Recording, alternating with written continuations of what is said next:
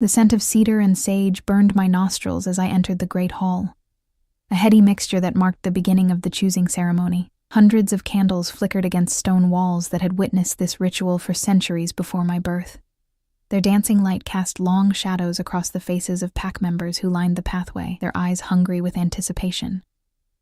The gentle rustle of ceremonial robes competed with the crackling of the massive hearth fire, but neither could drown out the thundering of my heart. I kept my gaze fixed on the polished stone floor beneath my feet, counting the cracks between tiles as Mother had taught me. 1, 2, 3, breathe. My blonde hair fell forward like a curtain, shielding me from the weight of their stares. As an Omega, I had learned early that invisibility was safety. To be forgotten was to survive. "Stand tall, Eleanor," my grandmother had whispered to me just hours before, as she fastened her silver pendant around my neck. The small crescent moon dangled just below my collarbone, cool against my skin. This belonged to my mother, and her mother before her. When the world tries to make you small, let it remind you that even the slightest sliver of light can illuminate the darkest night.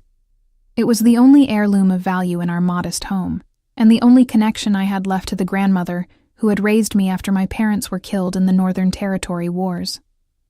Now, as I shuffled forward with the other Omegas, all of us dressed in simple white linen robes, I fought the urge to clutch the pendant.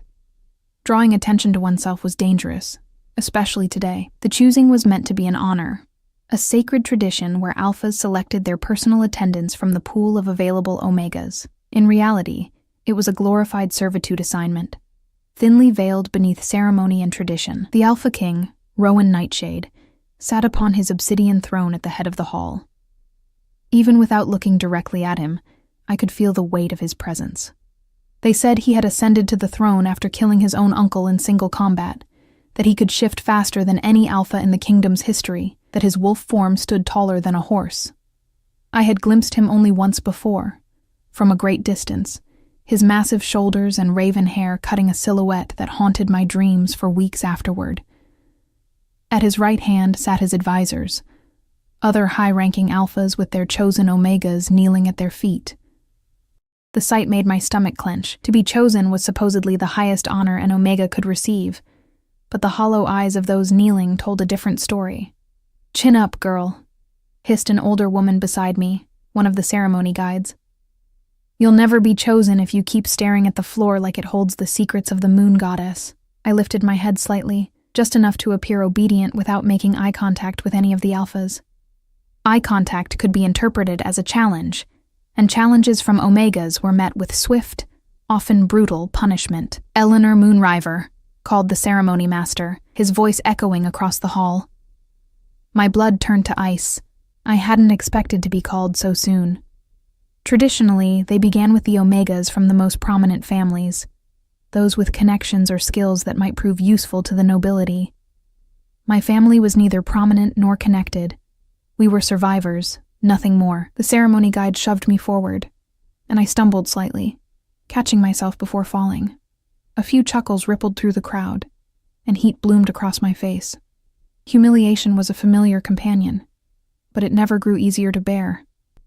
I approached the center of the hall, my feet carrying me forward on memory alone as my mind raced with confusion and dread. Why call me now? What had I done to draw their attention? "State your lineage and abilities," commanded the ceremony master, his silver staff glinting in the firelight. "Eleanor Moonriver," I spoke, my voice barely audible even to my own ears. I cleared my throat and tried again. "Daughter of Sarah and William Moonriver of the Eastern Valleys. Granddaughter of Iris Moonriver, healer." I swallowed hard before adding, "I have training in herbcraft and basic healing."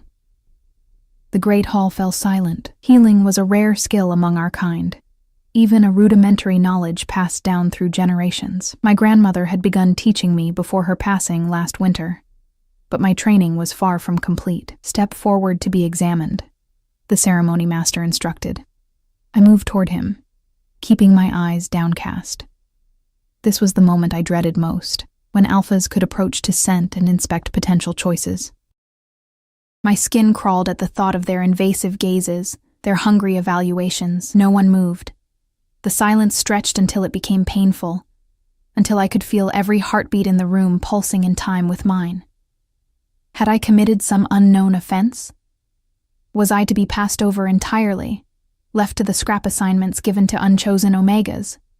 Then, a rustle of movement, the sound of a heavy cloak shifting against stone. Footsteps, deliberate and measured, descending from the dais where the royal throne stood. My peripheral vision caught the edges of a dark cloak, embroidered with silver threads that caught the light with each movement.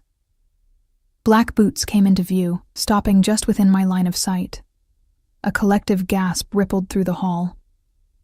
"Look at me," came a voice, deep and resonant, carrying authority that seemed to vibrate through my very bones. I couldn't breathe. The command had come from King Rowan himself. Alphas of his status never participated in the examination of Omegas. They sent representatives, advisors who would select suitable candidates for final approval. The king himself hadn't personally chosen an Omega in living memory. Slowly, fighting against every instinct that screamed for me to keep my head down, I raised my gaze. First, I saw broad shoulders encased in ceremonial armor, polished to a mirror shine. Then a strong jaw, darkened with stubble, high cheekbones that looked carved from marble, and finally, his eyes, amber and gold, like sunlight through whiskey, with vertical pupils that marked him as something more than merely wolf. Something ancient and powerful. Those eyes locked onto mine, and the world around us seemed to fade into a distant blur. I couldn't look away, couldn't remember how to breathe. There was something in his gaze that I couldn't decipher.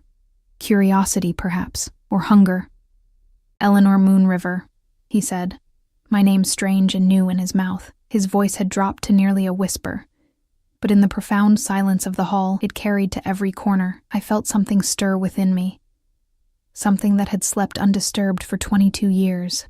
It unfurled like a flower opening to moonlight, stretching toward his voice as if it had waited all my life to be awakened by the sound of my name on his lips. Then came the scent, his scent, as he leaned closer. Pine forests, after rain, wood smoke, and something wild and untamable. My knees weakened, and I swayed slightly on my feet. His hand shot out, steadying me with a grip on my upper arm. The contact sent a jolt through my system, electric and terrifying. No alpha had ever touched me before, certainly not the king. The pressure of his fingers was firm but not painful, proprietary in a way that made my breath catch. "You smell of moonlight and secrets," he murmured, so quietly that perhaps only I could hear. "Tell me, little healer, what secrets do you keep?" Before I could form a response, before I could even process the question, he turned to the ceremony master, his hand still on my arm. "I claim this one," he announced. His voice returned to its full commanding power. The hall erupted in shocked whispers. I stood frozen, unable to comprehend what had just happened. The king never chose. And certainly not someone like me. Unremarkable, untrained, unconnected. The ceremony master looked as shocked as I felt. "Your Majesty, there are many more candidates to review." "I claim this one," King Rowan repeated, cutting him off with a tone that permitted no argument. "The ceremony is concluded." With his hand still gripping my arm, he turned toward the exit. I had no choice but to follow, my feet moving automatically while my mind remained trapped in disbelief. As he led me past the assembled crowd, I caught glimpses of their faces, shock, envy, confusion, and something darker in the eyes of the other alphas. Calculation, suspicion. At the edge of my awareness, I noticed another alpha rise from his seat among the king's advisors. Lord Darius, the king's cousin and rumored rival. His cold blue eyes followed our progress, his mouth a tight line of displeasure. As we passed through the massive double doors that led from the great hall, I risked one glance back over my shoulder. Lord Darius was still watching, and as our eyes met briefly, a chill ran down my spine. There was promise in that gaze, a promise of something dangerous. The doors swung closed behind us with a resounding thud that seemed to seal my fate. Ahead lay the king's private chambers, and a future I couldn't begin to imagine. Behind me lay everything I had ever known, severed by 4 simple words. I claim this one. The pendant at my throat suddenly felt heavier, my grandmother's words echoing in my mind. Even the slightest sliver of light can illuminate the darkest night. But as the king led me deeper into the shadowed hallway, I wondered if any light could survive in the darkness I was entering. The corridors of the palace were a labyrinth of stone and shadow, each turn taking us deeper into the heart of the fortress. King Rowan moved with confident strides, his hand still firmly around my upper arm. I struggled to keep pace, my ceremonial slippers sliding against the polished floor. The walls were adorned with tapestries depicting hunts and battles, the eyes of painted wolves seeming to follow our progress. Torches cast our shadows in grotesque, elongated forms that danced along the walls beside us. The scent of pine and cedar grew stronger as we walked, mingling with the metallic tang of old stone and something else, something primal that made the fine hairs on my arms stand on end. "Your Majesty," I finally managed to whisper, my voice trembling. "May I ask where—" "Questions later," he interrupted, not unkindly but with finality that brooked no argument. We passed guards who straightened as we approached, their eyes widening slightly at the sight of me before they snapped back to attention. A pair of beta servants scurried out of our path, pressing themselves against the wall, their gazes dropping to the floor. After what felt like an eternity, we reached an imposing door carved with the royal insignia, a wolf, howling beneath a crescent moon. King Rowan released my arm to press his palm against the wood. Something clicked, and the door swung inward. "Enter," he commanded. I hesitated at the threshold, my heart hammering against my ribs. Everything I'd ever been taught told me that entering an Alpha's private chambers, especially alone, was dangerous for an unclaimed Omega. But he had claimed me, hadn't he? In front of the entire court. The room beyond was not what I expected. Instead of the opulent bedchamber I had feared, I found myself in a spacious study. Bookshelves lined the walls from floor to ceiling, interrupted only by tall windows that looked out over the forest beyond the palace walls. A massive desk dominated one end of the room, its surface covered with maps and documents. A fire crackled in a stone hearth, casting the room in warm amber light that reminded me of the king's eyes. "Sit," he said, gesturing to a chair across from a smaller, more intimate seating area near the fire. I perched on the edge of the chair, hands folded in my lap, gaze fixed on the intricate pattern of the rug beneath my feet. The soft cushion seemed to swallow me, making me feel even smaller in his presence. King Rowan didn't sit immediately. Instead, he moved to a sideboard and poured amber liquid into 2 crystal glasses. The clink of glass against glass sounded unnaturally loud in the quiet room. "Drink," he said, offering me one of the glasses. I accepted it with shaking hands, careful not to let our fingers brush. The liquid burned a path down my throat when I took a small sip. But the warmth that bloomed in my chest afterward was not unpleasant. He lowered himself into the chair opposite mine, his powerful frame making the furniture seem delicate by comparison. For several long moments, he simply observed me, those unusual eyes tracking every minute shift of my posture, every flicker of expression I couldn't suppress. "Do you know why I chose you, Eleanor Moonriver?" he finally asked, his voice quieter now that we were alone. I shook my head slightly, still not meeting his gaze directly. "No, Your Majesty. Look at me when you speak," he said, the command gentle but unmistakable. Gathering every shred of courage I possessed, I raised my eyes to his. The intensity of his gaze nearly stole my breath again. "No, Your Majesty," I repeated. "I don't know why you chose me." He leaned forward slightly, elbows resting on his knees, the glass dangling from long fingers. "When you entered the hall, every other Omega kept their eyes down, their shoulders hunched. Proper behavior for the ceremony, of course." His lips curled in what might have been a smile or a grimace. "But you were counting." My breath caught. Counting? The tiles on the floor. I watched you. 1, 2, 3.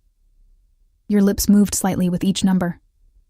He tilted his head, studying me, not in fear or submission, but in focus, as if you were solving a puzzle only you could see. I stared at him, stunned that he had noticed such a small detail from his position on the throne. "And then there's your scent," he continued, inhaling deeply as if to capture it again. "Unique. Most Omegas smell of submission, of eagerness to please. You smell of—" He paused, searching for the word. "Resilience." and the pendant at my throat suddenly felt warm against my skin, almost as if responding to his words. I am resilient?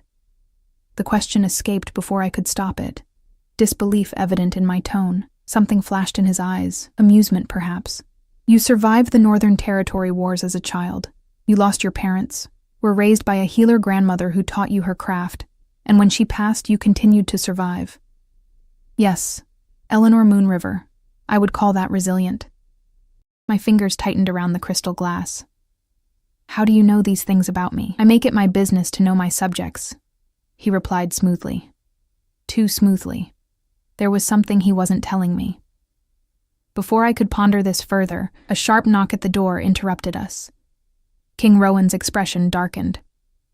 Enter, he called, his voice returning to its commanding timbre. The door opened to reveal a tall, lean man with silver at his temples. His scent marked him as an alpha, though not as powerful as the king. His eyes widened slightly at the sight of me before fixing on Rowan. Your Majesty, forgive the interruption. The council is assembled and awaiting your presence. Lord Darius is impatient. King Rowan's jaw tightened. Darius can learn patience, Thorn. Tell them I'll arrive when I'm ready. The man, Thorn, bowed slightly, but didn't immediately leave. There's also the matter of the Northern delegation. They've requested to move tomorrow's audience earlier. Denied, Rowan said flatly. They'll wait until the appointed time. Thorn's gaze flickered to me again, curiosity evident in his expression. And your new companion, Your Majesty? Shall I arrange quarters for her in the Omega Wing? The king's response was immediate and sharp. No, have the chamber adjoining mine prepared. He turned to me.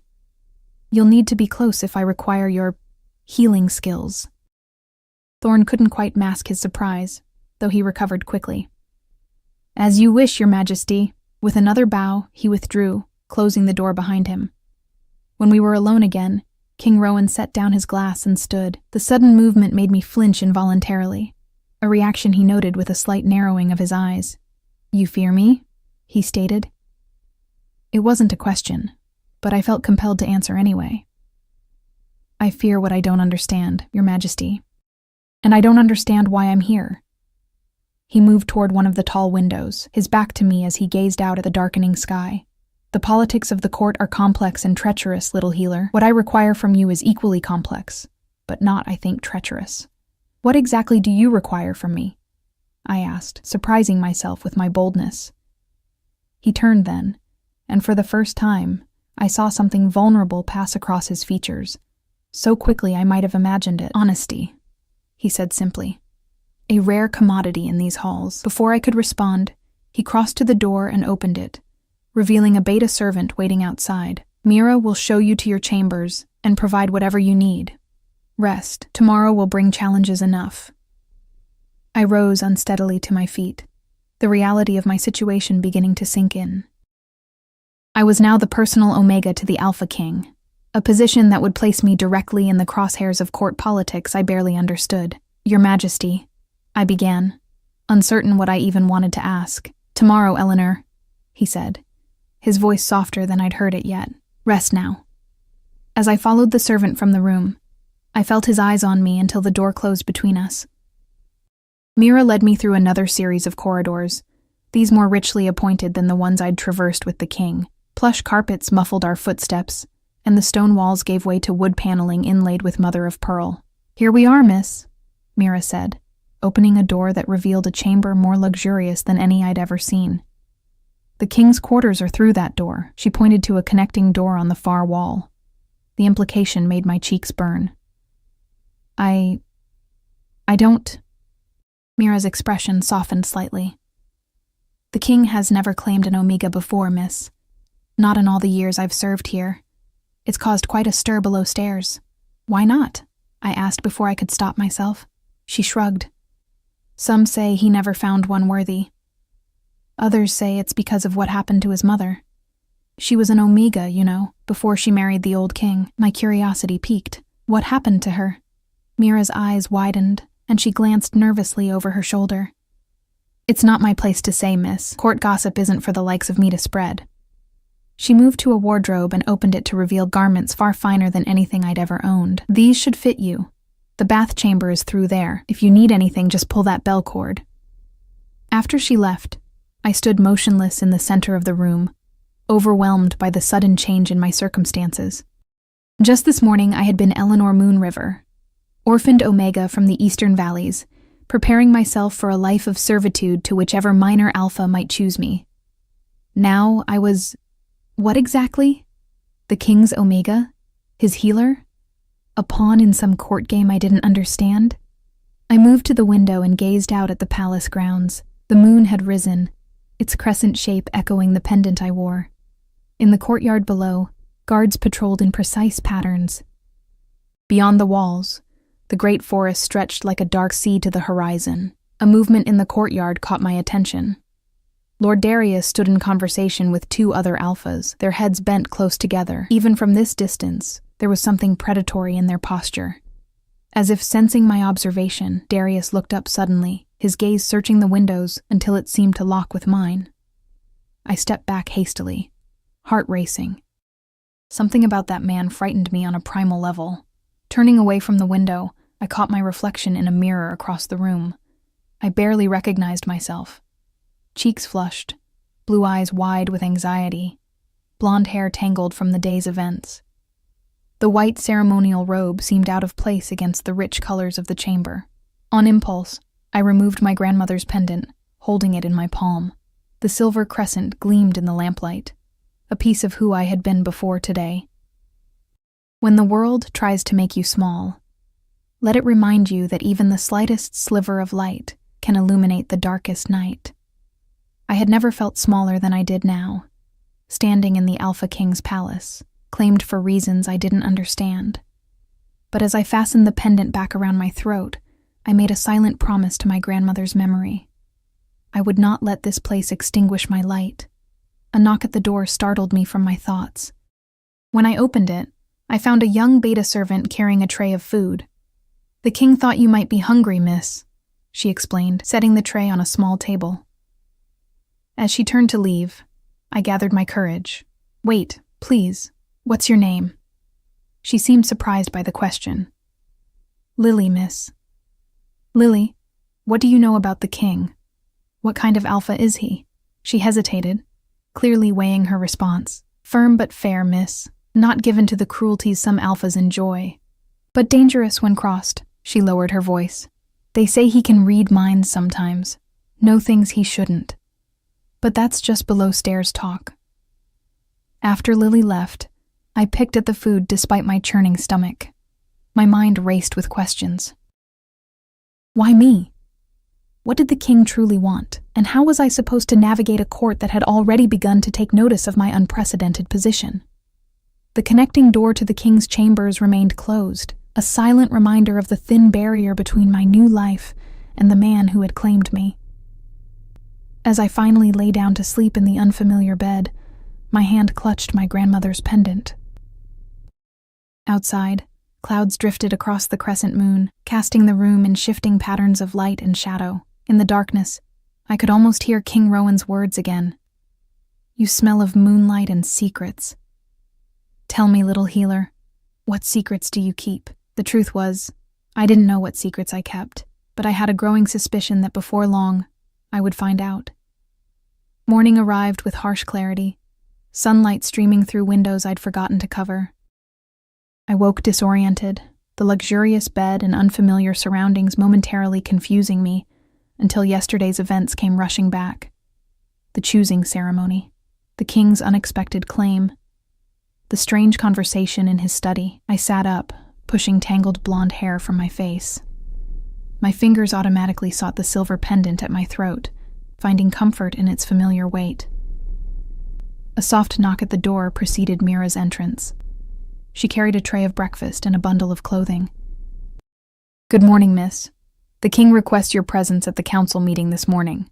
She set the tray beside my bed. "He said to tell you that your skills might be needed."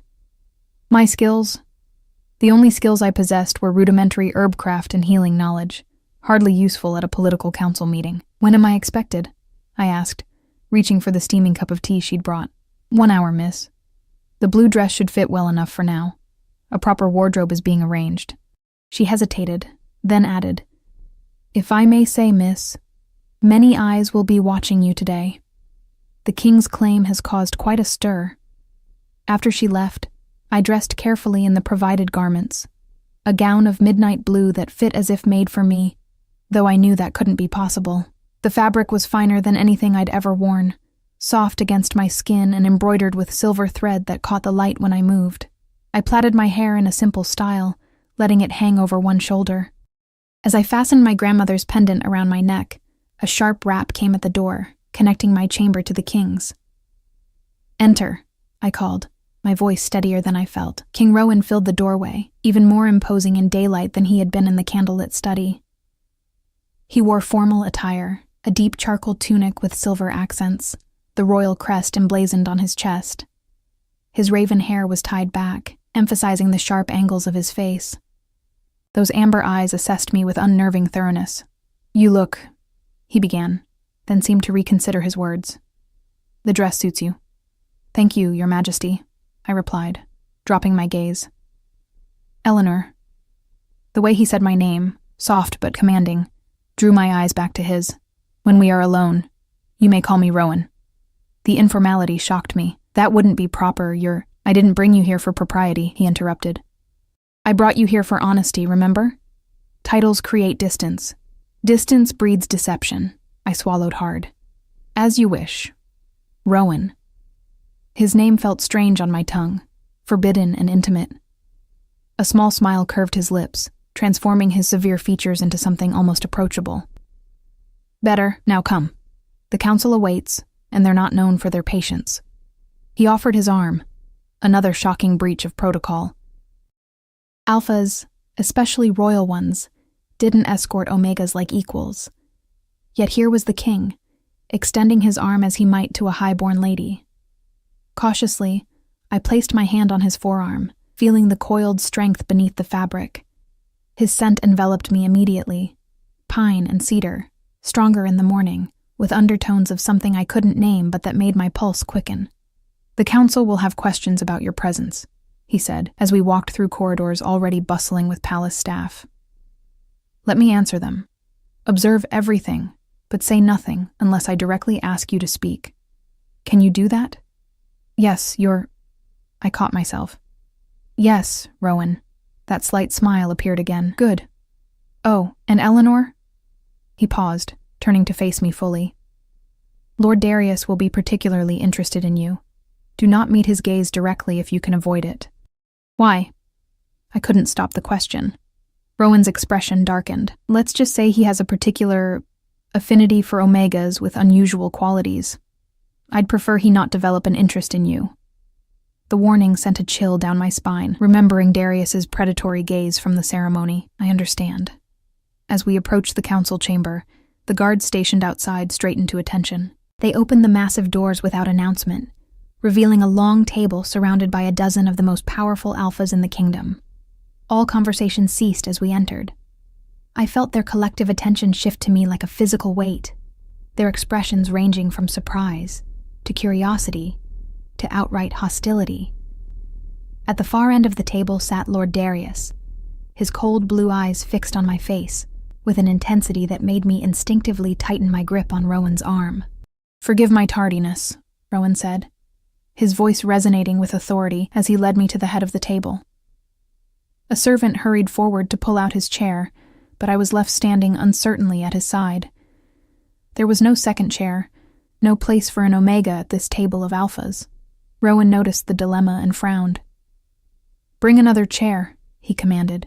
"Now." The silence grew heavier as servants scrambled to fulfill his order. When a chair was finally placed beside his, Rowan gestured for me to sit, an unprecedented honor that caused several council members to exchange alarmed glances. "Your Majesty," began an older alpha with silver streaking his auburn hair, "while we welcome your companion, council matters are traditionally discussed among alphas alone." "Traditions change, Lord Bennett," Rowan replied smoothly. "Eleanor Moonriver is here at my request. Her insights may prove valuable." "Insights?" Lord Darius finally spoke, his voice deceptively soft. I wasn't aware that this particular Omega had insights worth sharing with the Royal Council. Perhaps Your Majesty could enlighten us about her qualifications. The emphasis he placed on the final word carried insinuations that made my cheeks burn. Several council members smirked. She is trained in herbcraft and healing, Rowan said, seemingly unperturbed. Given the nature of our current concerns, her knowledge could prove useful. Lord Bennett leaned forward. You refer to the illness in the northern villages? Rowan nodded. Reports indicate it's spreading faster than anticipated. 3 more villages reported cases yesterday. This was news to me. I hadn't heard of any illness sweeping the northern territories, but then, news traveled slowly to the eastern valleys where I'd lived. My sources say it's nothing more than a seasonal fever, said another council member, a stocky alpha with a closely cropped beard. Hardly worth our concern. Your sources are wrong, Lord Keller, Rowan replied sharply. This is something different. The symptoms are unusual, rapid onset, high fever followed by a deep chill, and then he hesitated, his expression grim. Victims lose control of their shifts. They're caught between human and wolf form, unable to complete the transformation in either direction. Death follows within days. A shocked murmur ran through the council. Loss of shift control was one of the most dreaded conditions among our kind. The agony was said to be unbearable. Has anyone survived? Asked a female alpha, the only woman besides me in the room. Not yet, Lady Verna, Rowan answered, which is why we need a different approach. He turned to me. Eleanor, you have training in herbcraft. Have you ever encountered or heard of such symptoms? All eyes turned to me. I fought the urge to shrink under their scrutiny, focusing instead on the question. My grandmother had taught me to approach medical questions methodically, to consider all possibilities before offering an opinion. I would need more information. I caught myself. These symptoms could indicate several possibilities. Did the illness begin after the victims ate something specific? Were they exposed to any unusual plants or minerals? Is it confined to certain bloodlines? My questions seemed to impress some council members and annoy others. Lord Darius, in particular, watched me with heightened interest that made my skin crawl. The reports don't specify, Rowan said, but we've arranged for you to examine the latest victim, a messenger who collapsed upon reaching the palace gates yesterday. He's currently in the infirmary. This was news to me as well, and I couldn't hide my surprise. You wish me to examine him? Yes, Rowan confirmed. After the council meeting, the royal physician has tried conventional treatments without success. Lord Darius laughed softly. Surely you don't expect an untested Omega with incomplete training to succeed where Master Aldrich has failed. The man has 30 years of experience. Sometimes fresh eyes see what experienced ones miss, Rowan countered. Besides, Eleanor comes from a line of healers who specialized in shift-related ailments. Her grandmother was Iris Moonriver. Several council members reacted to the name, including Lord Bennett, whose eyes widened. Iris Moonriver of the Eastern Valleys? She was renowned for her healing abilities, particularly with shift complications. I stared at Rowan, startled by his knowledge of my grandmother. She had indeed been known for her skills with shift-related illnesses, but her reputation had been local, confined mostly to our valley. How had the king known about her specialization? Precisely, Rowan said. Now, shall we continue with other matters? The border dispute with the Southern Pack requires our attention. The meeting proceeded, discussions shifting to territorial issues, resource allocation, and diplomatic relations with neighboring packs. I listened attentively, studying the dynamics between council members. Lord Darius opposed almost every suggestion Rowan made, though he couched his objections in reasonable terms. Others seemed to align with either Rowan or Darius, creating a clear division within the council. Throughout the meeting, I noticed Rowan occasionally touching the back of my chair or leaning slightly toward me when speaking. Subtle gestures that nonetheless sent a clear message to the others. I was under his protection. Whether this was purely political or something more, I couldn't tell. Finally, after nearly 2 hours of discussion, Rowan stood. We'll reconvene tomorrow. Lord Bennett, prepare a report on the Southern Pack's latest proposal. Lady Verna, I want updated numbers on the grain reserves. As the council members filed out, many cast curious glances my way. Lord Darius lingered, approaching us with a smooth confidence that set my nerves on edge. "Your Majesty," he began, his gaze sliding to me, "I wonder if I might borrow your new healer for a consultation. One of my household staff has developed an unusual rash that has our physician puzzled."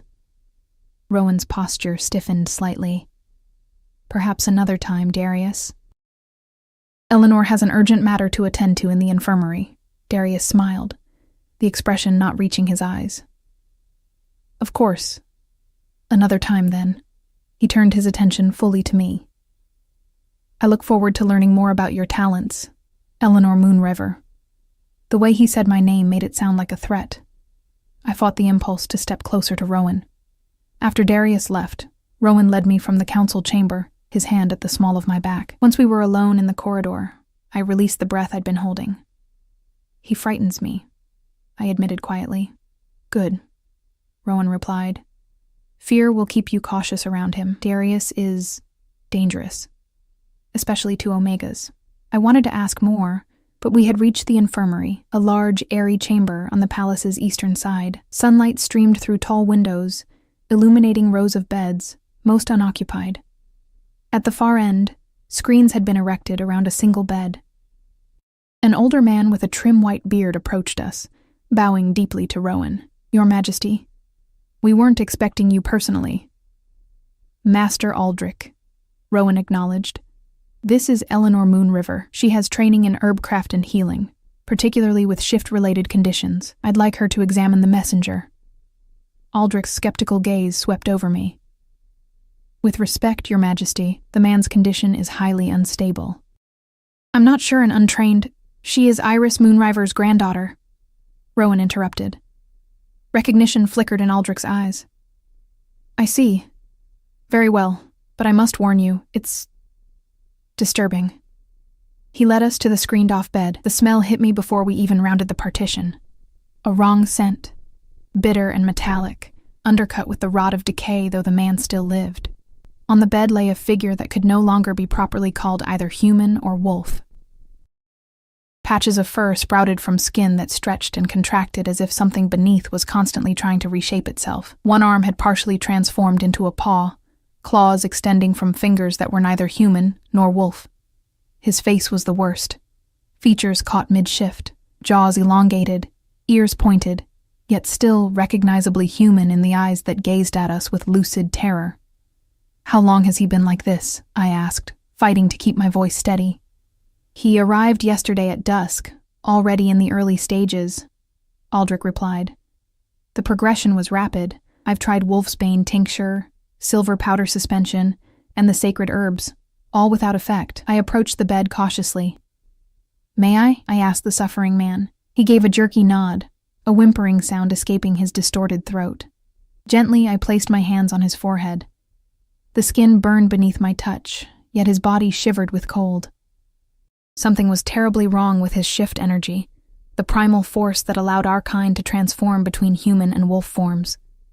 It felt corrupted somehow, as if a foreign presence had invaded the natural flow. "Has he been able to tell you where he came from? What he might have encountered?" I asked.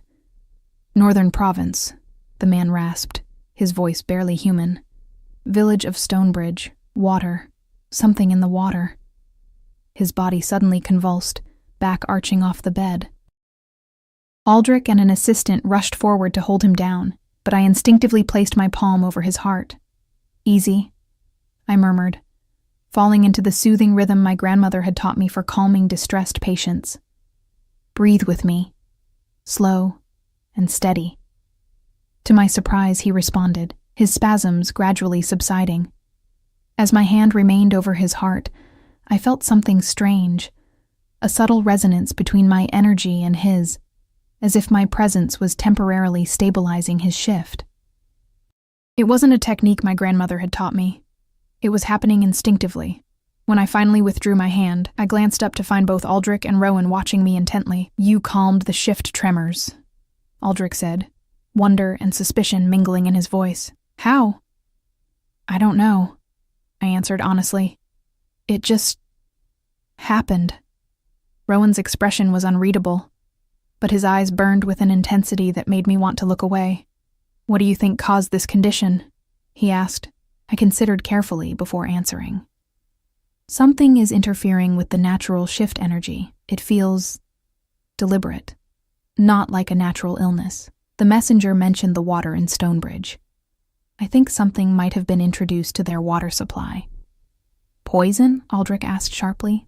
Not conventional poison, I clarified. Something that specifically targets our ability to shift. I've never seen anything like it, but my grandmother's journals mentioned ancient herbs that could disrupt shifting if combined correctly.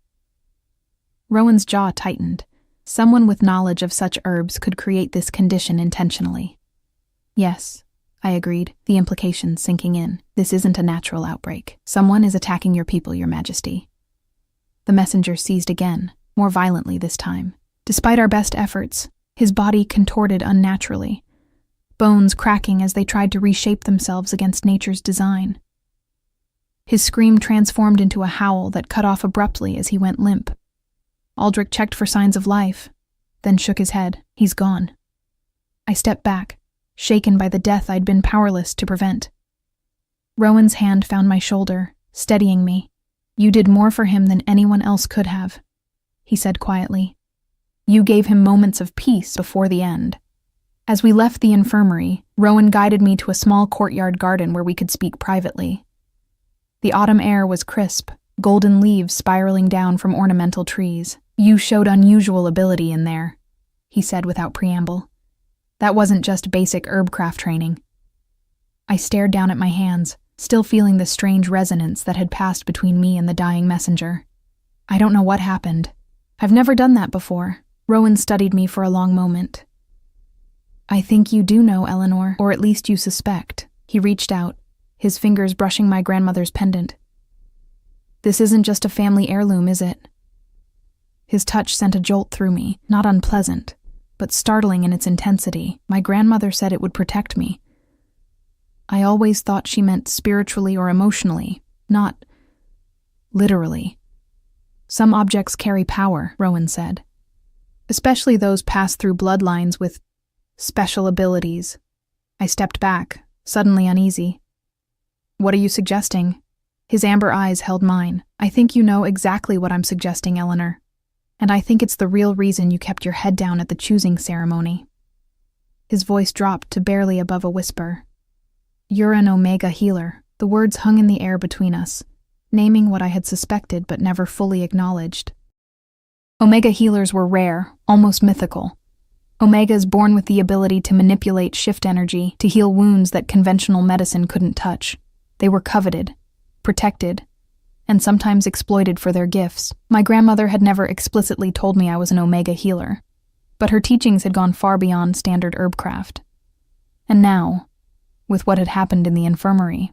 If that's true, I said carefully, then you've placed me in considerable danger by bringing me to court, haven't you? Rowan's expression hardened. I've placed you under my protection, which is far safer than leaving you to be discovered by someone like Darius. The implication was clear. Rowan had known what I was before he chose me. But how? And more importantly, why? Tell me the truth, I demanded, surprised by my own boldness. Why did you really claim me at the ceremony? His answer, when it came, was not what I expected. Because I dreamed of you, Eleanor Moonriver, 3 nights in a row before the ceremony. I dreamed of a blonde Omega with a silver crescent pendant who could calm the tremors of a corrupted shift. His voice was low, intense. And on the 3rd night, I dreamed that without you, my kingdom would fall. I stared at Rowan, trying to process his revelation. Dreams were significant among our kind, sometimes mere fantasies, but occasionally prophetic, especially for royal bloodlines. You claimed me because of a dream, I finally managed, my voice barely above a whisper. I claimed you because when I saw you, I recognized you. He corrected. The dream merely prepared me for your arrival.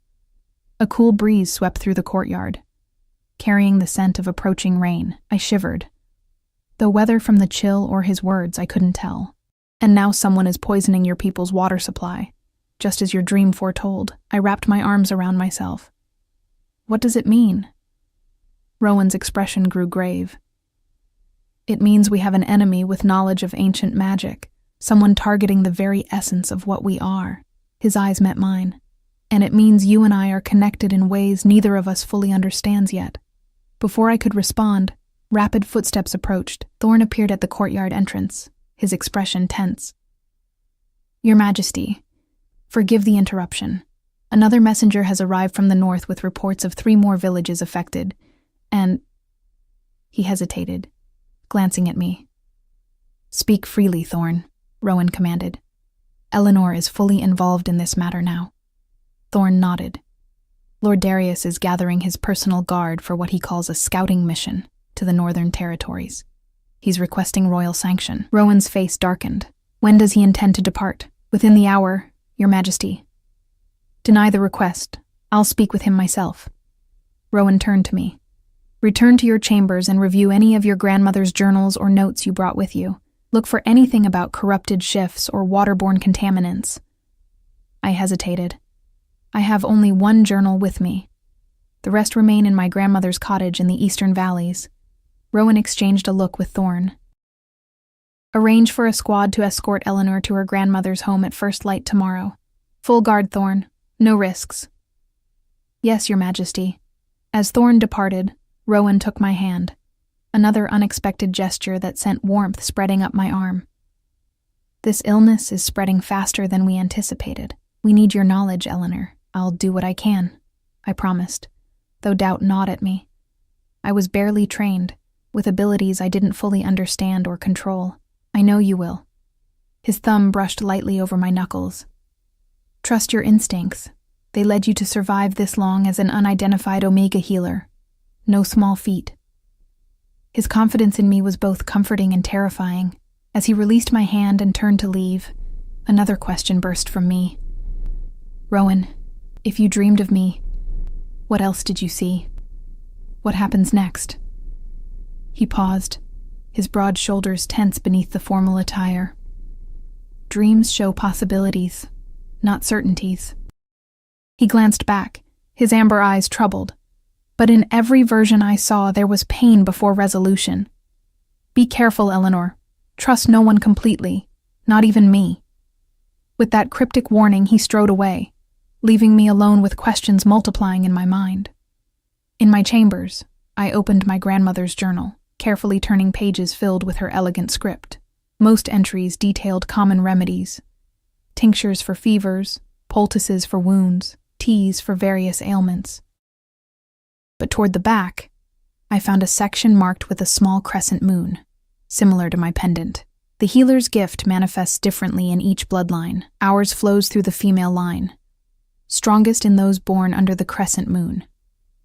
Eleanor shows signs already, though she doesn't yet understand what she feels when she touches the suffering. The pendant will help focus her abilities until she learns to channel them naturally. I touched the silver crescent at my throat. My birthday did indeed fall during the crescent moon phase, something I'd never considered significant. Further down the page, another passage caught my attention. Corrupted shift energy can come from many sources: curses, poisons, ancient magic. But the most dangerous comes from within, when pack turns against pack, when ancient hatreds resurface. The water carries memory and intention. What is poured into the well with hatred will spread like ripples, disrupting the natural order. I was still pondering these words when a soft knock came at my door.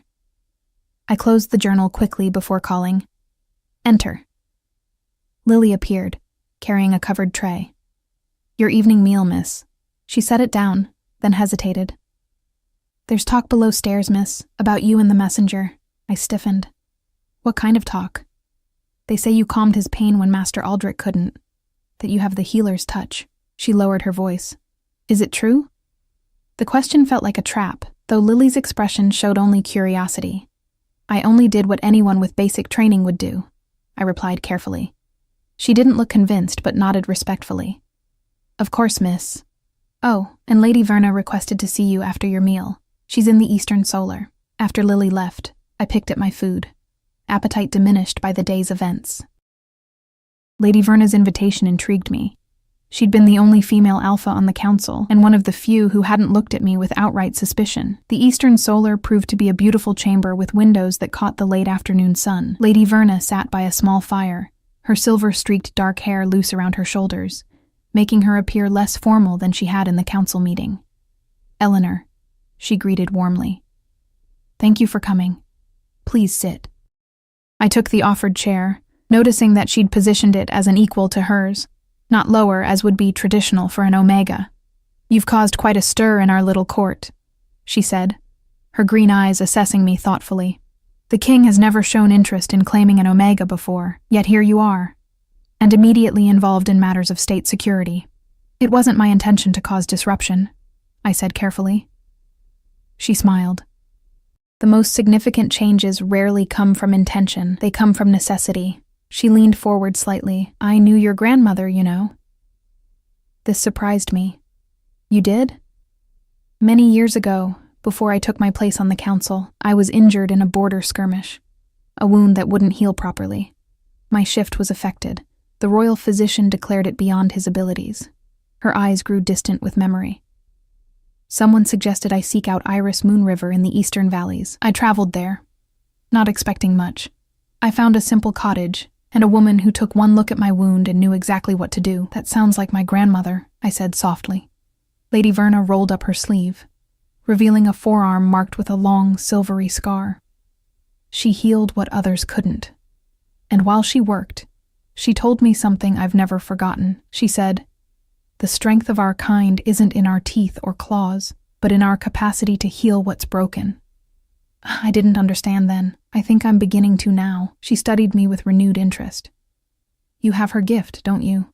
The direct question demanded honesty. "I'm only beginning to understand it myself." She nodded, as if my answer confirmed something. "Be careful, Eleanor. There are those in court who fear what they don't understand, and others who would exploit it." Her expression grew serious, particularly Lord Darius. "The king has warned me about him," I acknowledged. "Good. But there's more you should know." She glanced toward the door, then lowered her voice. "Darius has been meeting with representatives from the Northern Territory in secret. My sources saw them together 3 nights ago, outside the palace walls. The Northern Territory, where the illness had first appeared. You think he's involved in what's happening?" "I think nothing happens in this kingdom without Darius knowing about it," she replied carefully. "Whether he's directly involved or merely exploiting the situation, I can't say, but his sudden interest in the northern villages is concerning." "Why tell me this?" I asked, suspicion edging into my thoughts. "Because Rowan trusts you, and I trust Rowan," she said simply. "And because your grandmother once showed kindness to a stranger when she had no obligation to do so. I repay my debts, Eleanor Moon River." As I returned to my chambers, Lady Verna's warning mingled with Rowan's. "Trust no one completely." The palace suddenly felt like a maze of shadows, with dangers lurking behind polite smiles and formal bows. I found another visitor waiting outside my door, Thorn, his expression grim. "The king requests your presence immediately," he said without preamble. "There's been a development." He led me not to Rowan's study, but to a smaller chamber I hadn't seen before. Maps covered the walls, and a large table dominated the center, strewn with reports and sketches. Rowan stood examining one such map, his posture rigid with tension. He looked up as we entered, his eyes finding mine immediately. "Eleanor, thank you for coming quickly." He gestured to the map. "We've marked all villages reporting cases of the shift illness. I thought perhaps you might see a pattern we've missed." I approached the table, studying the red marks dotting the northern regions of the kingdom. They formed a rough line following. "The river," I said, tracing the blue line winding through the marked villages. "Every affected village draws water from the Moonflow River." Rowan nodded. "Exactly as you suspected, something in the water. But there's more." He indicated a spot near the river's source. "This is Blackcrest Mountain. There's an abandoned silver mine here that was sealed decades ago after an accident. Our latest reports indicate the seals have been broken. Someone has been inside. Silver can affect our shifting," I murmured, pieces falling into place. If someone found a way to introduce it into the water supply in a particular form, it could explain the symptoms, Rowan agreed. But ordinary silver wouldn't cause the corruption we're seeing. It would need to be combined with something else. My grandmother's journal entry flashed in my mind. The water carries memory and intention. What is poured into the well with hatred will spread like ripples. It's not just what's in the water, I said slowly. It's the intention behind it. Someone is deliberately poisoning your people, using silver and something else, something magical. Thorn shifted uncomfortably at the mention of magic, but Rowan's expression remained focused. Can you counter it? The question hit me with the force of a physical blow. He was asking if I could save his kingdom, just as his dream had suggested. I don't know, I admitted. I need my grandmother's other journals. There might be something there, a remedy, a counter-ritual, something to purify the water. You'll leave for the eastern valleys at first light, Rowan confirmed. But tonight, I need you to examine water samples we've collected from affected villages. See if you can sense anything useful. As Thorn left to retrieve the samples, Rowan moved closer to me, his voice dropping. I should have told you everything from the beginning. I'm sorry for the half-truths. Why didn't you? I asked, the question that had been burning inside me since his revelation about the dreams. His eyes held mine. Because some truths sound like madness until you're ready to hear them. And because... He hesitated. I needed to be certain you were what I thought. What I hoped. You were. And now? Now I'm certain, he said simply. And now we have no more time for secrets. Thorn returned with 6 glass vials, each labeled with a village name. The water inside looked clear and ordinary, betraying nothing of its deadly nature. How do I began, uncertain of the procedure. Trust your instincts, Rowan said quietly. You calmed the messenger's corrupted shift. That same sensitivity might allow you to detect what's affecting the water.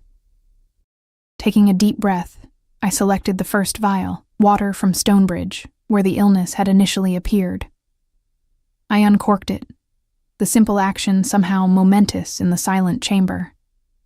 Instead of smelling or tasting it, which seemed dangerous, I dipped my fingertips into the liquid.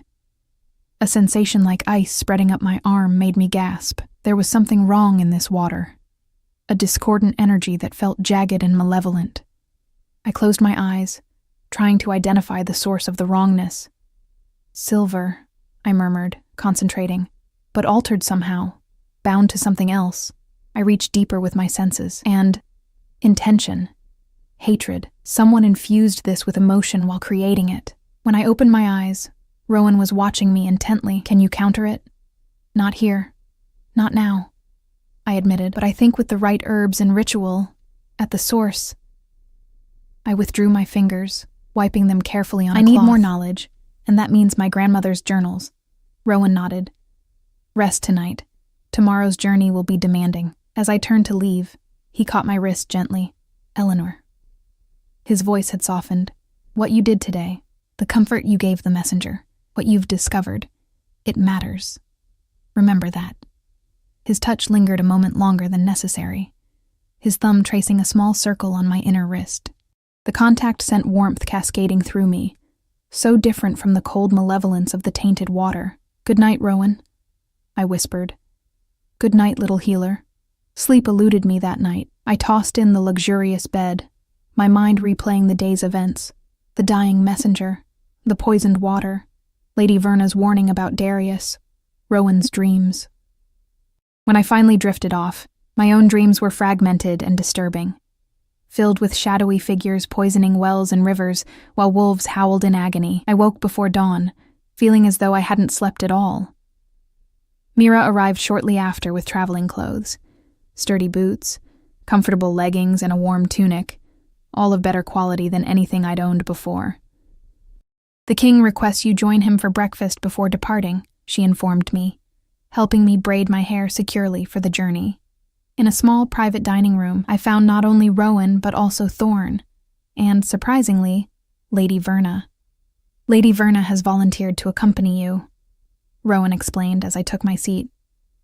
She's familiar with the Eastern Valleys and has combat experience. I glanced at the female Alpha, who nodded slightly in acknowledgement. I told His Majesty that a female presence might be beneficial, she said. And as I mentioned to you, I have some familiarity with your grandmother's work. Rowan pushed a map toward me. You'll take the Eastern Road, avoiding the Northern Territories entirely. 8 guards will accompany you. The journey should take 3 days each way if the weather holds. As we reviewed the route, I noticed tension in Rowan's posture, a tightness around his eyes that hadn't been there yesterday.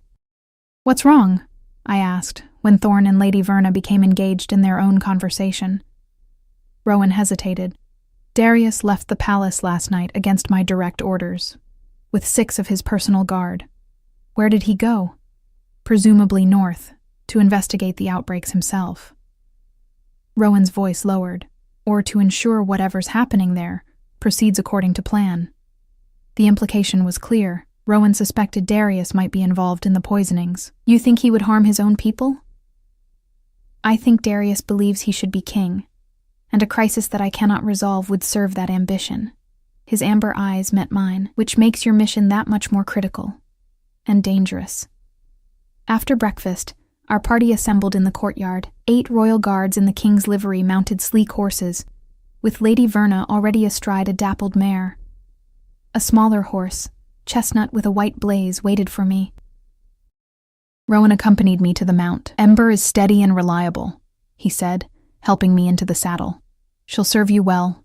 His hands lingered at my waist, steadying me as I settled into the unfamiliar position. I hadn't ridden often, another luxury rarely afforded to Omegas in my position. Be vigilant, he said quietly, so only I could hear. If you sense danger, any danger, tell Lady Verna immediately. She has my complete trust. I will, I promised. Something in his expression shifted, a vulnerability briefly replacing the confident mask of kingship. Return safely, Eleanor. The kingdom needs you. He paused. I need you. Before I could respond to this unexpected admission, he stepped back, resuming his regal posture. May the moon goddess light your path. We await your return. With that blessing, our party departed, hooves clattering against the cobblestones as we rode through the palace gates and into the autumn morning.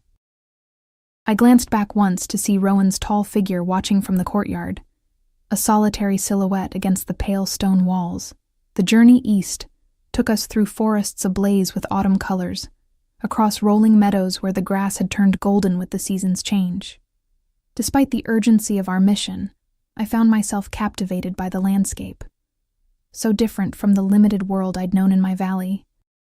Lady Verna proved a considerate traveling companion, offering riding tips and engaging me in conversation that helped distract from the physical discomfort of hours in the saddle. Iris would be proud of you, she said on the second day, as we paused to rest the horses near a clear stream. She always said her granddaughter would surpass her abilities one day. She spoke of me to you? I asked, surprised. Lady Verna smiled. She was certain you had the gift, even when you were small. She also feared for you because of it. Her expression grew somber. Omega healers have a difficult history in our kingdom. Coveted, exploited, sometimes fought over by powerful alphas. Is that why she kept my abilities secret? Why she never fully explained what I was? Likely. Lady Verna gazed across the stream. There was a time, centuries ago, when Omega healers were revered, protected by the pack as sacred.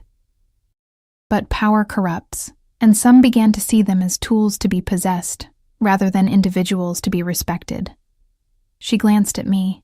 Rowan's mother was an Omega healer. This revelation startled me. I didn't know. Few do now. It was kept quiet even then. The old king claimed her during a similar ceremony to yours. She died when Rowan was young, officially from a fever, but rumors suggested otherwise. What kind of rumors? Lady Verna hesitated. That Lord Fenris, Darius's father, poisoned her when she refused to heal his wife, who had fallen ill with a wasting disease. There was never proof, but Rowan has distrusted the family ever since. The information cast Rowan's warnings about Darius in a new light. Why tell me this now? Because knowledge is protection, she replied simply. And because you need to understand the forces at play in our kingdom. This illness, these poisonings, They may be part of something that began long before you arrived. On the third day, we reached the familiar hills of my home valley. A bittersweet ache filled my chest as my grandmother's cottage came into view, a small stone structure nestled against a hillside, smoke curling from its chimney. "Smoke?" Lady Verna said sharply. "Is someone there?" My heart leapt. My friend Mara sometimes checks on the place in my absence. But even as I spoke, uneasiness crept through me. I hadn't told Mara when I would return. Lady Verna signaled the guards, who immediately fanned out, approaching the cottage with caution. We dismounted, waiting until they had secured the perimeter. "Clear," called the captain, "but someone's definitely inside." We approached the cottage door, which swung open before we reached it. I froze, staring in shock at the figure who emerged, Lord Darius. He smiled, the expression never reaching his cold eyes. "Lady Eleanor." What a delightful surprise. We weren't expecting visitors. Behind him, I glimpsed two of his guards inside my grandmother's home. One held my family's chest of journals and remedies, its lock broken open. "What are you doing here?" Lady Verna demanded, her hand moving to the sword at her hip. "The same as you, I imagine," Darius replied smoothly, "seeking answers to our kingdom's troubles. When I heard the king's new Omega came from a line of healers, I thought perhaps the grandmother's home might contain useful information." He gestured toward the chest, and indeed there are some fascinating records here. "Those belong to Eleanor," Lady Verna said coldly. "By royal decree she was sent to retrieve them." "Of course, and she's welcome to them, once we've finished our review." His gaze shifted to me, assessing. "Unless there's something specific you're looking for? Perhaps about corrupted shifts, or water purification rituals." The specific mention confirmed my worst fears. He knew exactly what we sought, and why. "Those journals are my inheritance," I said, finding my voice at last. "They contain my family's private knowledge. You have no right to them. Rights are such fluid things, aren't they?" Darius stepped closer, just as roles can change quickly. An Omega one day, the king's confidant the next, a king today perhaps, something else tomorrow. The threat hung in the air between us. Lady Verna moved slightly, positioning herself between Darius and me. "Your implication borders on treason, Lord Darius," she said quietly. He laughed. "Observation isn't treason, Lady Verna. I merely note how quickly fortunes can change." His eyes never left mine. "I wonder, did Rowan tell you of his mother? Of her gifts, so similar to yours? Of how they failed to save her in the end?" "Step aside, Darius," Lady Verna commanded. "By the king's authority, we claim those journals and this property." For a tense moment I thought he would refuse. Then he shrugged, the gesture deceptively casual. "Take them with my blessing. I've learned what I needed to know." He glanced at his guards, who set down the chest and moved toward the door. As they prepared to leave, Darius paused beside me. "A word of friendly advice, little healer," he murmured. "Kings come and go, but power, true power, endures. Consider carefully where your loyalties lie." With that cryptic warning, he and his men mounted their horses and departed, heading west, back toward the palace, back toward Rowan. Lady Verna immediately dispatched one of our guards to ride ahead with warning of Darius's movements, while the others secured the cottage. Inside, I found organized chaos. Drawers stood open, shelves had been searched, and in the center, the chest that contained my grandmother's most precious work lay violated, its contents partially scattered. I knelt beside it, my hands shaking as I gathered the leather-bound journals. "We need to check if anything's missing," I told Lady Verna. I know which journals contained information about water rituals. After a thorough inventory, my fears were confirmed. "The purification ritual journal is gone," I said, my heart sinking. "He must have taken it." Lady Verna's expression darkened. "Then we must return to the palace immediately. If Darius has that knowledge, he could ensure the contamination can't be reversed," I finished. "Or worse, he could alter it to strengthen the poison." As we hastily packed the remaining journals, I found my grandmother's oldest book, bound in faded blue leather. Inside, I discovered a folded parchment I'd never seen before, tucked between pages about healing sacred sites. The parchment contained a single ritual, written in my grandmother's hand, but in an older style than her usual writing, for the purification of waters corrupted by hatred and silverbind, to be performed by one with the healer's gift, at the source of the corruption, under the crescent moon. The healer's blood freely given will cleanse what malice has tainted. Hope and dread mingled as I realized what this meant. I could potentially counter the poisoning, but only at its source, at Black Crest Mountain, and only with a ritual that required my blood.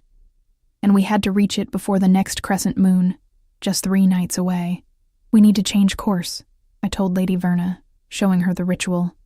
Not to the palace, but north, to Black Crest Mountain. She read the parchment, her expression grave. This is dangerous, Eleanor. Blood rituals are powerful, but unpredictable. Do we have a choice? I asked. If Darius reaches the king with false information, or prevents us from accessing the source, she nodded slowly. You're right. We ride north. She squeezed my shoulder. Rowan chose wisely when he claimed you, Eleanor Moonriver. You truly are your grandmother's heir. As we prepared to depart, I clutched my silver pendant, my grandmother's words echoing in my mind. Even the slightest sliver of light can illuminate the darkest night. In the face of Darius's plotting and the kingdom's suffering, I had to believe that light could prevail. Mounting Ember once more, I turned my face north toward Black Crest Mountain and the source of the corruption, toward my destiny as an Omega healer, and whatever awaited me there.